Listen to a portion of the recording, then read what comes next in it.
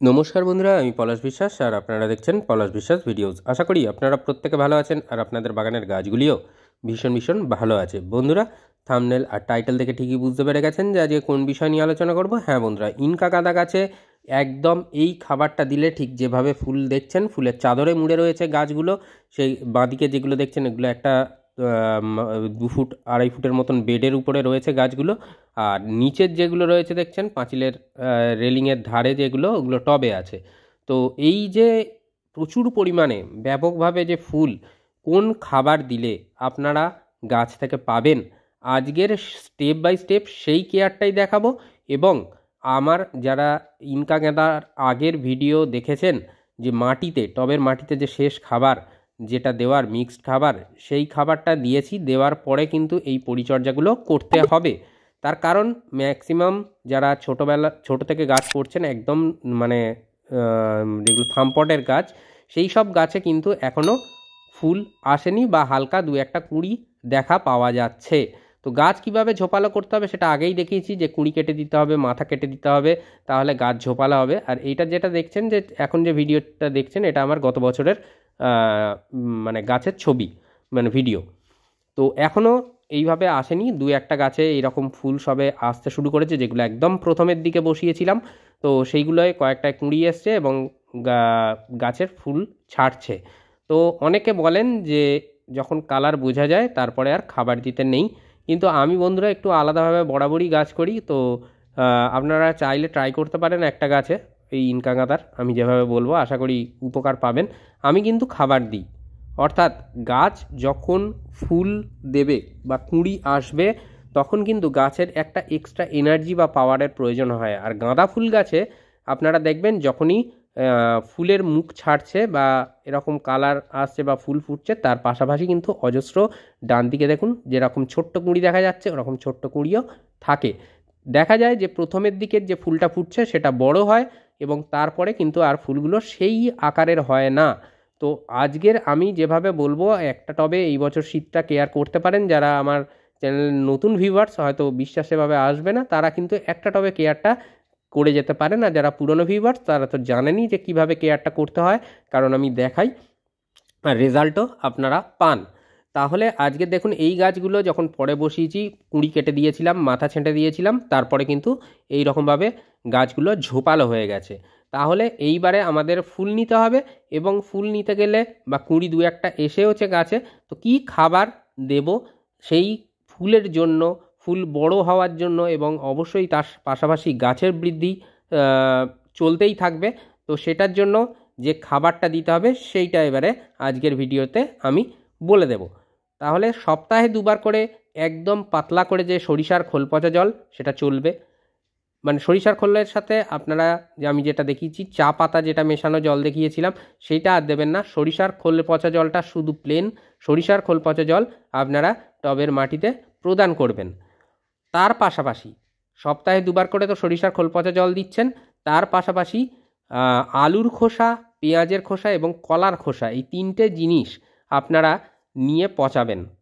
পচিয়ে আপনারা সেই জলটার সাথে সমপরিমাণ জল দিয়ে আপনারা টবের মিডিয়াতে সপ্তাহে 1বার করে দেবেন। অর্থাৎ 2বার করে সপ্তাহে সরিষার খোল পচা জল, আর 1বার করে পেঁয়াজ, কলা খোসা, পেঁয়াজের খোসা এবং আলুর খোসার মিশ্রণের যে পচানোর জল, 3 দিন পচাবেন। তারপরে সেই জলটা সাধারণ জলের সাথে মিশিয়ে সমপরিমাণে মিশিয়ে নিয়ে প্রদান করবেন টবের মাটিতে, বা যাদের উঠানে আছে তারাও করতে পারেন। আর এই যে খাবারটা দেখাচ্ছি, এই খাবারটা আপনারা মাসে 2বার দিতে পারেন আপনাদের গাছে। তো এখানে কি খাবার রয়েছে? এখানে রয়েছে ব্যালেন্সড এনপিকে 2 টেবিল চামচ পরিমাণে, আর 1.5 টেবিল চামচ পরিমাণে রয়েছে ম্যাগনেসিয়াম সালফেট বা এপসাম সল্ট। এই দুটো জিনিস নিতে হবে আপনাদেরকে 5 লিটার জলের জন্য। এর সাথেও আর একটা জিনিস মেশাতে হবে, অবশ্যই দেখাবো, ভিডিওটা দেখতে থাকুন। তো 5 লিটার জলের মধ্যে এই দুটো উপাদান আমাদের নিতে হবে। এটা মাসে 2বার অবধি আমরা দিতে পারি, 15 দিনের গ্যাপে। তো এটাকে ভালো করে, এই দুটো জিনিসই কিন্তু ওয়াটার সলিউবল, অর্থাৎ জলে দেওয়ার সাথে সাথে কিন্তু এই দুটো জিনিসই, দুটো উপাদানই গুলে যায়। তারপরেও আমরা কিন্তু কোনো একটি মানে কাঠি হোক বা কিছু দিয়ে একটা ক্লকওয়াইজ অ্যান্টি ক্লকওয়াইজ ঘোরাবো, যাতে এই উপাদান দুটি খুব ভালোভাবে দ্রুততার সাথে জলে মিশে যায়। তো এই যে দ্রবণটা তৈরি হচ্ছে এটা কিন্তু গাছেদের জন্য, বিশেষ করে ইনকা গাঁদার জন্য ভীষণ ভীষণ একটি গুরুত্বপূর্ণ উপাদান। তাহলে এই পরিমাণের জিনিস, এই পরিমাণের যে দ্রবণটা, এটা কিন্তু আমরা ইনকা গাঁদা বা যে কোনো গাঁদাতে, রেড ভোকেট গাঁদা হোক বা রক্ত গাঁদা হোক, যেটা হোক, যে কোনো গাঁদা গাছে আমরা কিন্তু এই খাবারটা প্রদান করব। অনেকে প্রশ্ন করবেন এটা কি আমি অন্য গাছে দিতে পারি? দেওয়া যাবে না এমনটা নয়, কিন্তু বেশ কিছু গাছে দেওয়া যাবে না, আবার কিন্তু বেশ কিছু গাছে দেওয়া যাবে, পরিমাণটা কম বেশি হবে। তাই গাঁদা গাছে দেখাচ্ছি, আপনারা গাঁদা গাছেই দেবেন জিনিসটা। যে কোনো গাঁদা হোক, সেটা যে কোনো ভ্যারাইটির গাঁদা হোক, ইনকা গাঁদা হোক বা যে কোনো গাঁদা, যে কোনো গাঁদাতেই দেওয়া যাবে। তো এটা দেখুন, এটা হিউমিক অ্যাসিড। এই হিউমিক অ্যাসিড কিন্তু গাছের শিকড়কে অতিরিক্ত মানে খাদ্য সংগ্রহ করার জন্য যে অনুপ্রেরণা বলতে পারেন সেটা যোগায়। টবের মাটির যে খাবার থাকে, যেগুলো গাছ গ্রহণ করতে পারে না, সেই খাদ্য কণাগুলোকে দ্রুততার সাথে ভেঙে দেয়। এরকম প্রচুর কিন্তু হিউমিক অ্যাসিডের গুণাগুণ আছে। হিউমাস তৈরি করে, উপকারী ব্যাকটেরিয়া তৈরি করে, যারা কিনা খাবারগুলোকে ভেঙে দিতে সাহায্য করে। এরকম বহু কাজ কিন্তু হিউমিক অ্যাসিড করে থাকে।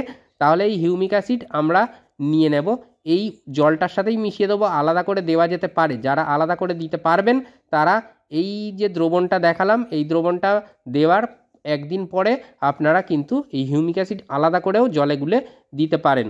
কতটা নেবেন? 5 লিটার জলের জন্য এই হিউমিক অ্যাসিড কিন্তু আপনাদেরকে মানে কতটা পরিমাণে নিতে হবে সেটা দেখিয়ে দিচ্ছি। মোটামুটি 2 থেকে 1.5 টেবিল চামচ পরিমাণে আপনারা কিন্তু এটাকে নিতে পারেন 5 লিটার জলের জন্য। ভীষণ ভালো কাজ করবে। আর আমি যেহেতু মানে একটু কর্মব্যস্ত হয়ে পড়েছি এই সময়, তো সেই জন্য একসাথেই মিশিয়ে দিয়ে দিচ্ছি। আপনারা যারা ব্যস্ততার মধ্যে আছেন তারা একসাথে দিতে পারেন, আর না হলে একদিন পরেও কিন্তু এই যে ব্যালেন্সড এনপিকে এবং ম্যাগনেসিয়াম সালফেটের যে দ্রবণটা দেখালাম, ওটা দেওয়ার ঠিক একদিন পরে আপনারা আলাদা করেও হিউমিক অ্যাসিড দিতে পারেন, সেটাও ভালো হবে, কোনো সমস্যা নেই। আর এই খাবারটা অবশ্যই সকালের দিকে দেওয়ার চেষ্টা করবেন। আর যাদের সময় হবে না, তাদের তার কিছু করার নেই, তারা বেলার দিকেই দেবেন। তবে সূর্যের আলোর মধ্যে কখনোই কোনো খাবার প্রদান করবেন না। যখন সূর্যের আলো আপনার বাগানে এসে পড়ে গেছে, তখন কিন্তু কোনো খাবার দিতে যাবেন না, তাতে হিতে বিপরীত হবে এবং গাছের ক্ষতি হয়ে যেতে পারে। তো দেখুন, ভালো করে মিশিয়ে নিচ্ছি। আর এই হিউমিক অ্যাসিডও কিন্তু ওয়াটার সলিউবল আর খুব দ্রুততার সাথে জলে গুলে যায়। একটা ভালো কোম্পানির যে কোনো একটা হিউমিক অ্যাসিড নেবেন, খুব ভালো কাজ করবে আপনাদের গাছগুলোর জন্য। আর এইভাবে আমার গাছ 8 ইঞ্চিতেই রয়েছে, সব 8 ইঞ্চি পটে রয়েছে এই গাঁদা গাছগুলো, ইনকা গাঁদাগুলো। তো এইগুলোতে মোটামুটি যে এই যে অনুষ্ঠানের যে বাড়িতে যে জল খাওয়ার জন্য যে গ্লাস ব্যবহার করা হয়, সেই গ্লাসের 1 গ্লাস করে মোটামুটি দিয়ে দেবেন। আর অবশ্যই দেখুন, আমার টবের মাটিতেও কিন্তু আগাছা জন্মে গেছে। এই আগাছাগুলোকে কিন্তু দ্রুততার সাথে উৎপাটন করতে হবে বা তুলে ফেলে দিতে হবে, না হলে কিন্তু এরা খাবারটা দ্রুততার সাথে খেয়ে নেবে। গাছ কিন্তু সেভাবে খাবার গ্রহণ করার আগেই এরা খেয়ে নেবে, এবং এরা দেখবেন আগাছা যেহেতু দ্রুততার সাথে ঝোপালোও হয়ে যায়, অনেক বড় হয়ে যায়, তাড়াতাড়ি বেড়ে যায়। তো একেবারে টবের মাটিতে কখনোই আগাছা হতে দেওয়া যাবে না। আমার বেশ কিছু টবের মাটিতে আগাছা হয়ে গেছে, জন্মে গেছে, সেগুলো অবশ্যই কিন্তু আমি তুলে ফেলে দেবো। আপনারাও কিন্তু আগাছা দেখলেই তুলে ফেলে দেবেন, আগাছা রাখবেন না।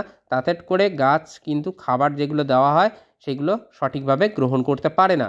এই যে মানে দ্রবণটা দেওয়া হলো, এই দ্রবণটা আপনারা গাঁদা গাছের ক্ষেত্রে, ইনকা গাঁদার ক্ষেত্রে মাসে 2 বার ব্যবহার করবেন, অর্থাৎ 15 দিনের ব্যবধানে আপনারা কিন্তু এটাকে ব্যবহার করবেন এবং টবের মাটিতে। আর যেটা বললাম, পেঁয়াজ, আলু খোসা সাথে আপনারা কলার খোসা মিশানো যে জল, সেটা সপ্তাহে 1 বার দিন।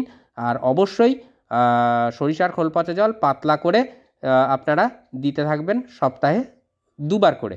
তাহলে গাঁদা গাছের কমপ্লিট খাবার হচ্ছে এটাই, যেটা দেখালাম। প্রচুর পরিমাণে ফুল পাবেন দেখবেন। আর অবশ্যই যাদের গাছে ফুল সেভাবে আসছে না বা বড় হচ্ছে না, এই খাবারটা দিয়ে দিন। গাঁদা গাছের ফুলের সাইজ কিন্তু অনেক বড় হবে, এটা আমি বলে দিয়ে গেলাম। তো ফুল সানলাইটে গাছ থাকবে, কখনোই বেশি শেডি এরিয়ায় রাখার চেষ্টা করবেন না গাঁদা গাছকে। গাঁদা গাছ কিন্তু ভীষণ সূর্যের আলো পছন্দ করে, তাই এইভাবে কেয়ার করুন। আর কোনো সমস্যা হলে অবশ্যই কমেন্ট বক্সে কমেন্ট করুন, আমি সবার প্রশ্নের উত্তর দিয়ে থাকি। মন থাক চিরসবুজ, পৃথিবী হোক সবুজময়। আর যারা এখনও চ্যানেলটি সাবস্ক্রাইব করেননি অনুরোধ করব চ্যানেলটি সাবস্ক্রাইব করে রাখার জন্য, কারণ প্রতিদিন সন্ধ্যে 6টায় আমার চ্যানেলে বাগান সংক্রান্ত ভিডিও কিন্তু আসে। সহজে বাগান করতে গেলে আপনাকে দেখতেই হবে পলাশ বিশ্বাস ভিডিওস। মন চিরসবুজ রাখার পাশাপাশি পৃথিবী সবুজময় করতে হবে। আর আপনার বাগানে যতটুকু জায়গা আছে বাগান করুন, মন ভালো থাকবে। আর আজকের মতো এ পর্যন্তই, আবার আসছি আগামীকাল ঠিক সন্ধ্যে 6টায়। খুব ভালো থাকবেন সকলে, নমস্কার।